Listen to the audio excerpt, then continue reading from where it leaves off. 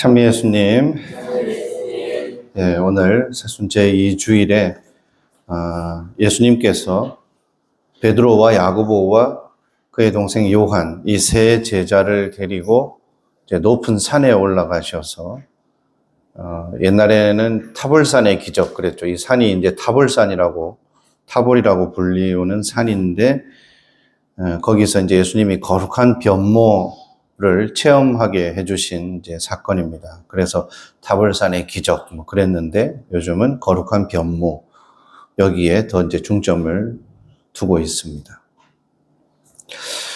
그런데 이 산에서 내려오실 때 하신 말씀을 먼저 한번 볼 필요가 있습니다.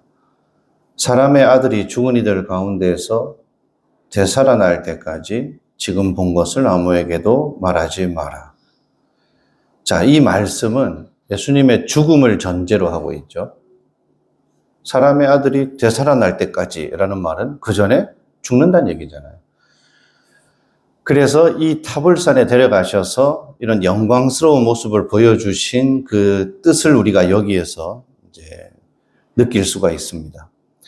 예수님이 공생활하면서 기적을 베풀고 막 하늘나라를 선포하고 막 제자들이 그걸 보면서 엄청 막 들떴을 겁니다. 그런데 어느 순간 갑자기 예수님이 당신의 순환에 대해서 예고하기 시작합니다.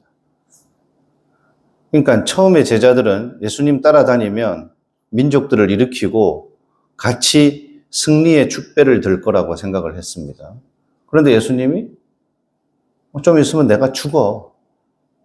하나님 뜻을 위해서 내가 죽임을 당해야 돼. 고난을 받게 된다. 이 얘기를 하니까 제자들 사이에서 상당히 불안감이 조성이 됩니다. 예수님 하시는 말씀을 납득하기도 어렵고 이걸 어떻게 받아들여야 되나. 그래서 여러분도 아시겠지만 베드로가 그런 일이 절대 생기면 안 됩니다라고 막 예수님한테 이렇게 예수님의 뜻에 귀 기울이지 않고 자기 뜻을 강하게 표현을 하다가 사탄아 물러가라 이런 소리까지 들었던 적이 있죠.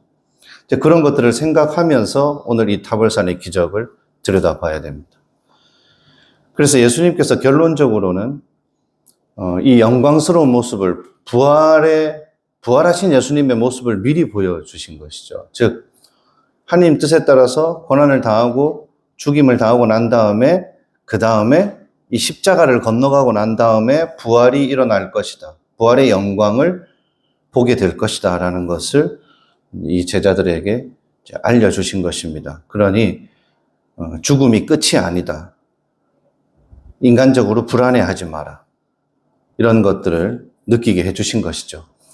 그런데 여기서 이 예수님의 거룩한 변모를 보고 베드로가 또 아주 기가 막힌 얘기를 합니다. 주님, 저희가 여기서 지내면 참 좋겠습니다. 제가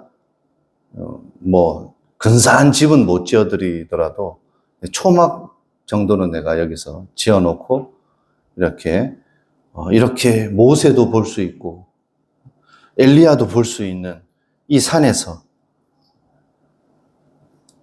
이 속세의 골치 아픈 일들을 다 잊어버리고 삶은 얼마나 좋겠습니까? 평화롭게. 이런 얘기를 하죠. 이 장면이 참 중요합니다. 왜 중요하냐면 우리 사람의 마음 속에 이 베드로 사도가 예수님한테 막 이렇게 들떠서 흥분해서 했던 이런 마음이 우리 안에 누구나 다 있거든요. 한국에서 요즘 그 케이블 방송 보면 그 자연인이다. 아주 장수 프로그램인데 보신 적 있죠? 한 번씩 다 산에 혼자 들어가서 새 속에서 멀리 떨어져서 땅에서 풀뿌리 캐먹고 사시고 거기서 자기가 닭 키우고 다 막 올가닉입니다. 근데 우리는 막 문명 속에서 먹고 사느라 막 찌들어 사는 그런 느낌들이 있잖아요. 대부분의 사람들이. 그러다 보니까 오히려 그런 프로그램을 보면 마음 한편에서 나도 그냥 다 버리고 그냥 저런 데서 걱정 없이 속 편하게 살고 싶다. 이런 어떤 심리를 자극하는 겁니다. 자극이 되는 겁니다. 그걸 보면서 누구나. 저 같은 경우도 뭐 수도자들이나 신부님들은 어차피 속세 떠났는데 그런 거 보면서 뭐 그런 느낌이 듭니까? 할 수도 있는데 심지어 저도 그런 느낌이 들어요. 그리고 이걸 좀 더 이렇게 확장해서 저 자신한테 대입을 해보면 막 해외에 나가가지고 신자들하고 막 북적거리면서 거기서 막 해결해야 될 일들, 뭐 본당 하나 운영하는데도 골치 아픈 일들이 많잖아요. 뭐도 고쳐야 되고, 뭐 해야 되고, 뭐 사람한테 생기는 문제, 뭐 그러다 보면 사람이라는 게 뭐 자신이 쓸 수 있는 에너지의 총량이 있는 것인지 몰라도 어느 정도 또 시점이 되면 아유, 막 이제 그냥 수도원 들어가서 주는 밥 먹고 그냥 기도나 하고 살고 싶다 이런 생각이 또 들어요. 자, 그러다가 소임이 끝나고 이제 수도원으로 들어가죠. 들어가서 수도원에서 또 몇 달 살면 기도만 하고 주는 밥만 먹고 살다 보면 내가 아직 한참 젊은데 한참 일할 나이인데 이거 뭐 어디라도 가서 뭐라도 좀 해야 되는 거 아닌가? 여기만 이렇게 있어가지고 될 건가? 마음이 이렇게 왔다 갔다 해요. 속세를 떠나 있으면 내가 속세에 가서 뭐 할 일이 있을 것 같고 속세에서 막 북적거리면 내가 처음에 집을 떠나서 수도원에 들어온 이유가 이게 아닌데 싶고 이렇게 간사하게 왔다 갔다 한다는 겁니다. 또 이제 그런 모습을 보는 교우들도 어떻게 보면 마음이 왔다 갔다 할 수 있어요.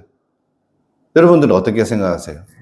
속세를 떠나 있는 모습하고 다시 속세로 들어와 있는 종교인의 모습 둘을 놓고 여러분들도 각자 이렇게 비교하고 살고 있지 않나요?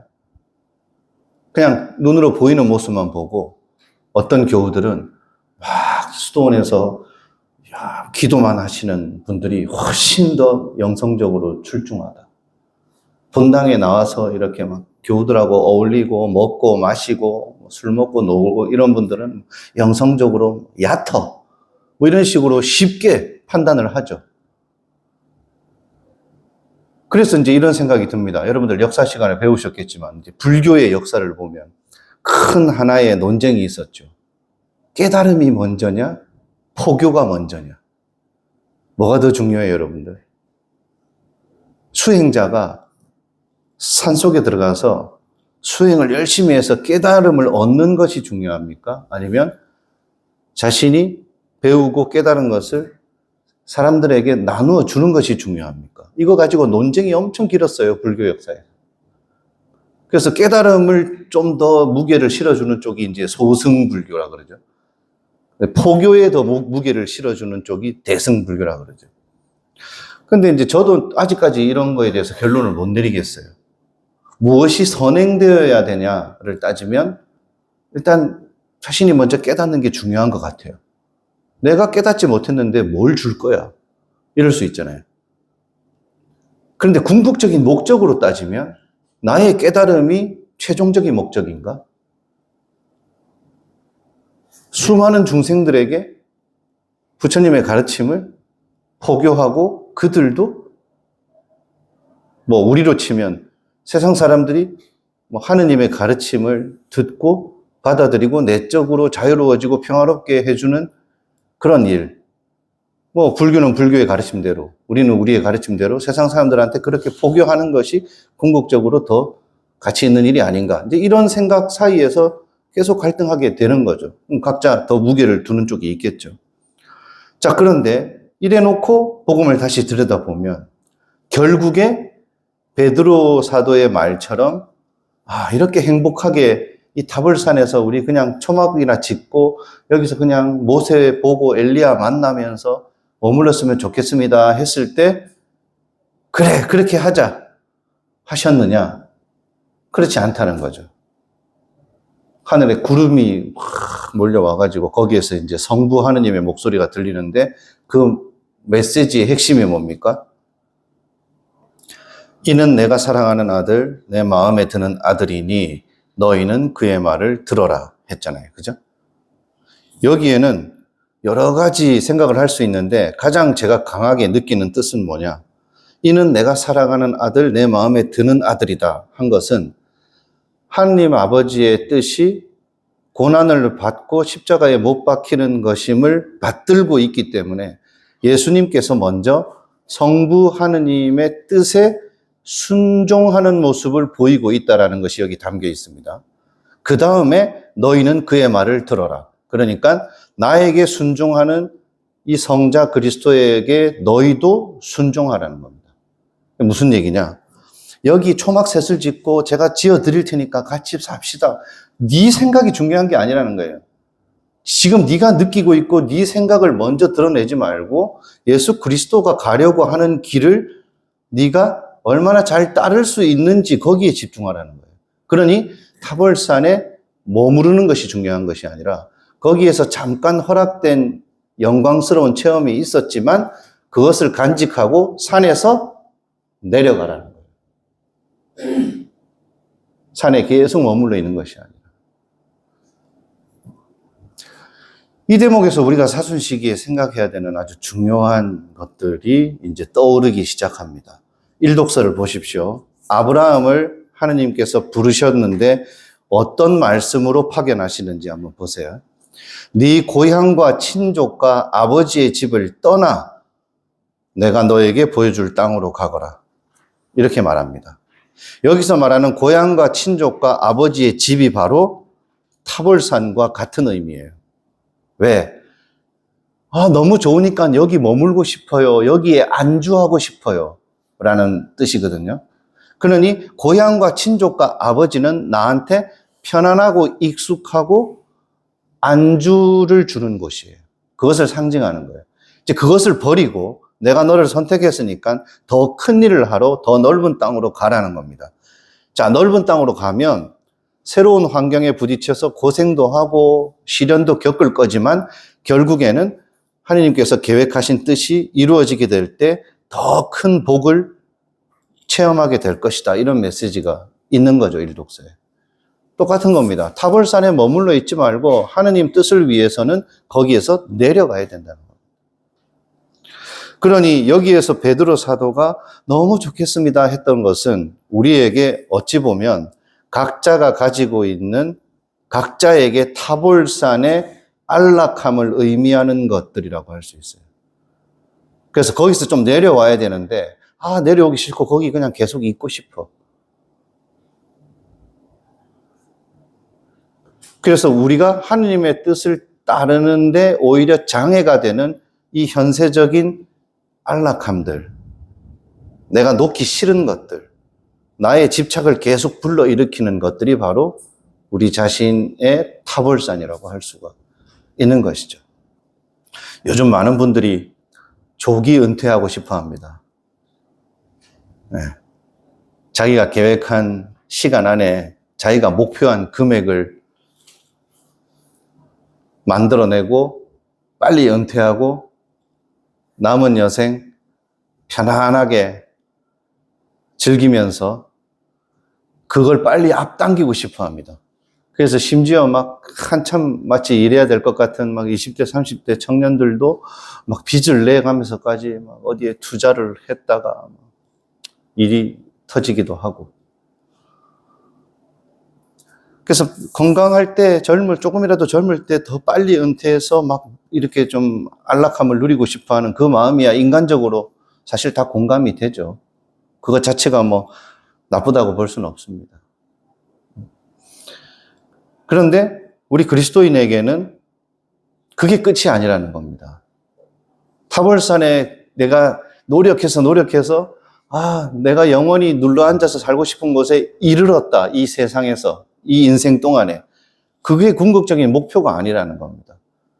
무엇을 이루고 나면 그 다음에 찾아오는 공허함이 있을 수도 있고 거기에서 우리가 더 나아갈 수 있는 인생의 새로운 차원들이 있을 수 있는데 그저 많은 사람들이 반짝반짝 빛나는 타볼산 꼭대기에 오르는 것만 목표로 살고 있고 거기에서 뭔가 얻어낸 것을 다시 세상에 진정한 의미에서 이제 재투자를 하러 내려오려고 하지 않는다는 거죠. 그런 것들을 생각을 하면 우리가 일상생활에서 수많은 방식의 자기만의 타볼산을 막 추구하는 걸 떠나서 오히려 정당화하고 합리화하고 하는데 젖어 있는 모습들이 많다는 것을 우리가 생각할 수가 있는 것입니다. 여러분들의 타볼산은 지금 어디에 있습니까? 어떤 사람들은 이미 그 타볼산에 올라서 안주하고 있는 사람들도 있을 것이고, 막 거기에 이르러 보겠다고 그것만 지금 보이는 분들도 계실지 모르겠습니다. 그러나 우리는 오늘 타볼산에서 예수님이 다시 이 제자들을 데리고 내려오셨다는 것을 꼭 기억하도록 합시다. 그리고 구름 너머에서 내 마음에 드는 아들이니 너희는 그의 말을 들어라 하신 하느님의 말씀이 있었다는 것을 꼭 기억하도록 합시다. 우리가 들어야 할 예수 그리스도의 음성이 지금도 있습니다.